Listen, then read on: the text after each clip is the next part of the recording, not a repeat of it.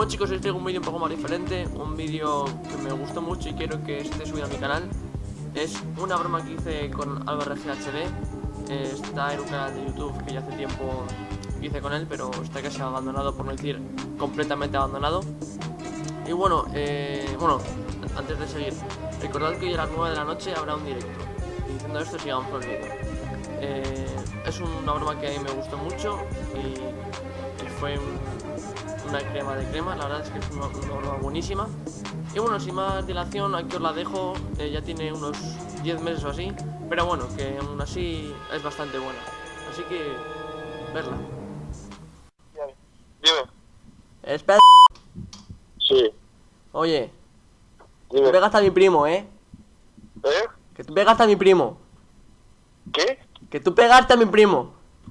¿A quién? Sí. Sí, tú ¿Ese? pegaste a mi primo. Sí, ¿a quién? Se llama Robert.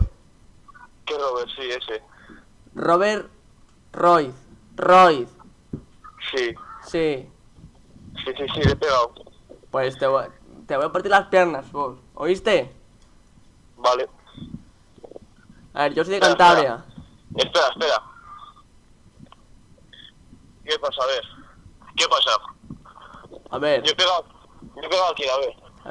a mi primo has pegado tú, ¿eh? Sí, ¿tu primo ha pegado? Sí. Sí, aquí, Robert. A ver, ¿qué Robert? Robert Royce. ¿Cuál? Robert Royce. Yo estoy por ahí. ¿Algún problema? ¿Cómo te llamas? ¿Eh? ¿Cómo te llamas? Pablo. ¿Pablo qué? Palatio. Sí, Mateo, sí. Dame 5, sí. Maricón. Dame 5. Ya me va a sacar la puta.